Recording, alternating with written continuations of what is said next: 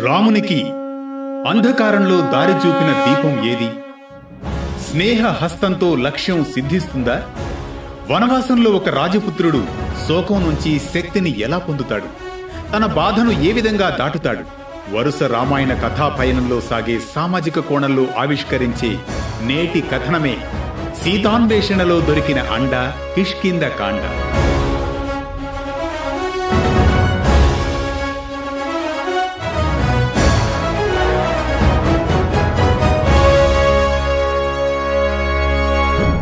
అనగనగా అది త్రేతాయుగం. రామలక్ష్మణులు సీతాన్వేషణలు అరణ్యంలో ముందుకు సాగుతున్న సమయం.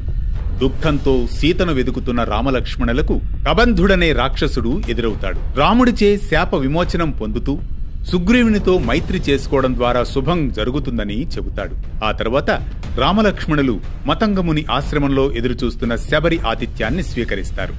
శ్రీరామ, రండి రండి, నా ఆశ్రమం మీ పాదస్పర్శచే పావనమైంది. ఈ జీవితమంతా ఈ క్షణం కోసమే ఎదురుచూశాను తండ్రి. ఎంత భాగ్యం! శబరి, భక్తిలో నిన్ను మించిన వారు ఏరి? నీవు ఎంతో ప్రేమ ఆదరాభిమానాలతో సమర్పణ చేసిన పళ్లన్నీ ఎంత మధురంగా ఉన్నాయో. నీ అపార భక్తికి నా హృదయం పరవశించింది శబరి. రామయ్య, నా జన్మ ధన్యమైందయ్యా. శ్రీరామ, సీతమ్మ వారి కోసం వెదుకుతున్న మీరు పంపా సరస్సు దిశగా వెళ్ళండి. అక్కడ హనుమంతుడు అనే ఓ వానరుడు ఉన్నాడు. మీకు దారి చూపుతాడు, కార్యసిద్ధి జరుగుతుంది అని అంటుంది శబరి. అలాగే శబరి, నీ మాటలే నాకు దిక్సూచి అంటూ రాముడు లక్ష్మణుడు పంపా సరస్సు చేరుకుంటారు. అక్కడ ఎదురుపడతాడు ఓ వానర శ్రేష్ఠుడు హనుమంతుడు.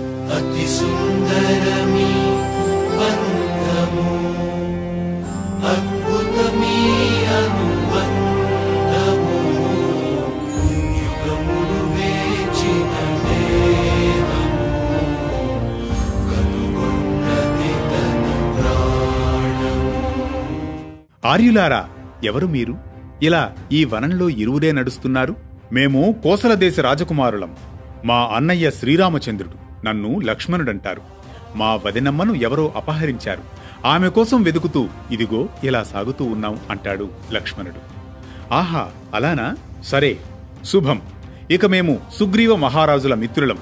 ఆయన కూడా తన భార్యను కోల్పోయి విచారంలో ఉన్నాడు. రండి, సుగ్రీవ మహారాజు వద్దకు వెళదాం అన్న హనుమంతునితో సుగ్రీవుని దగ్గరకు రామలక్ష్మణులు వెళతారు. హనుమంతుడు సుగ్రీవునితో పరిచయం చేస్తాడు రామలక్ష్మణుల్ని. రామ, వాలి మా అన్న బలవంతంగా నా రాజ్యాన్ని, నా సతీమణిని స్వాధీనం చేసుకుని నన్ను అడవిలోకి పంపించేశాడు అంటూ సుగ్రీవుడు రాముని వద్దకు వచ్చి తన బాధను చెబుతాడు. నీవు వాలిని సంహరిస్తే నేను నా వానరుల బలంతో నీ సీతమును వెతకడంలో సహాయం చేస్తాను అంటాడు సుగ్రీవుడు. నీ బాధ నాకు అర్థమైంది మిత్రమా.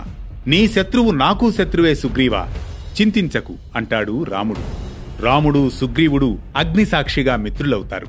రాముడు ధర్మబద్ధంగా వాలిని సంహరించేందుకు నిర్ణయించుకుంటాడు. సుగ్రీవా, నీకు ధైర్యమా నన్ను ఎదుర్కొనేందుకు? నీ బలాన్ని నువ్వు మర్చిపోయావా?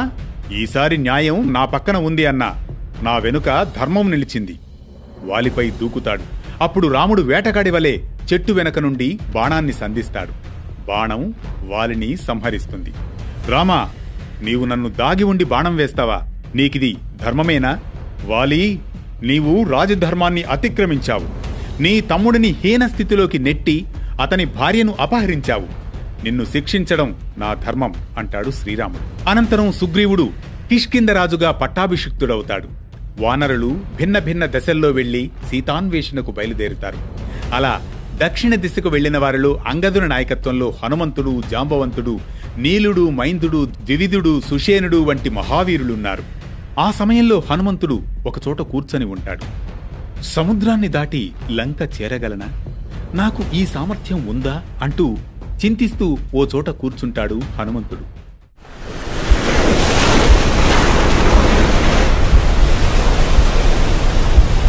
హనుమంతా, నీవు వాయుపుత్రుడివి. సూర్యుడే నీ గురువు. నీలో అపార శక్తి ఉంది. మరిచిపోయావా? గుర్తు చేసుకో ఒక్కసారి. జాంబవంతుడు హనుమంతుని శక్తిని గుర్తు చేస్తూ అతనిలో అసాధ్యాన్ని సాధించగల సామర్థ్యాన్ని ప్రబోధిస్తాడు. లే హనుమంతా లే, మేల్కొనిపో రామ బాణంలా. నీలో ఉంది అంజనే తల్లి ఆశీర్వాదం. నీ వాయుదేవుడి బలం ఆకాశమే సాక్షిగా లే హనుమంతా లే. ఆ మాటలు విన్న వెంటనే హనుమంతుని శరీరం కంపించింది. చిరునవ్వుతో నెమ్మదిగా లేచాడు. గుండె కొట్టుకోవడం పెరిగింది. గాలులు మారాయి, వాతావరణం మారింది. ఆ క్షణంలో వానరసేన అంతా ఉలిక్కిపడి ఒక్కసారిగా కేకలు వేయడం మొదలెట్టింది. వారి కళ్ల ముందే ఒక మహాశక్తి మేల్కొంటోంది.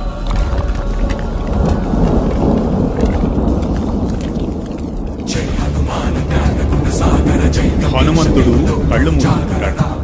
ఒక్కసారి సమూలంగా తనలోని మనోనేత్రంతో మననం చేసుకుంటాడు తనలోని దివ్య శక్తులను. అంతే. జై మాత, జై అంజనా, వాయుదేవా.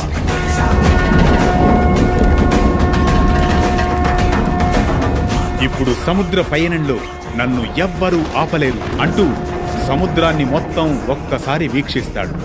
సముద్రాన్ని వెంటనే లంఘిస్తాడు పవనసుతుడు ఆంజనేయుడు. ఇది కిష్కింధకాండ. తెలుసుకున్నాం కదూ. ఈ కథనం మనకిచ్చే సందేశం ఒక్కటే. శక్తిని మరిచిపోయిన వేళ దాన్ని గుర్తించే దారిలో స్నేహం, భక్తి, ధర్మం సహాయపడతాయని చెప్పేదే ఈ కిష్కింధకాండ. రామాయణం అనేది కేవలం పురాణం కాదు. ప్రతి మనిషిలో నడిచే ధర్మయాత్ర, ప్రతి దారిలో వెలిసే విలువల వేదం. ఇలాంటి ఆత్మాన్వేషణలో నిద్రకు ఉపక్రమించే మునుపు ప్రతి రాత్రి 9 గంటలకు అనగనగా అంటూ అప్రతిహితంగా సాగే వేటూ న్యూస్ కథా పయనంలో సామాజిక చైతన్య కెరటమై మన ఇతిహాస కథనాలను ఆలకిద్దాం. ధర్మ పథంలో జీవనం సాగిద్దాం.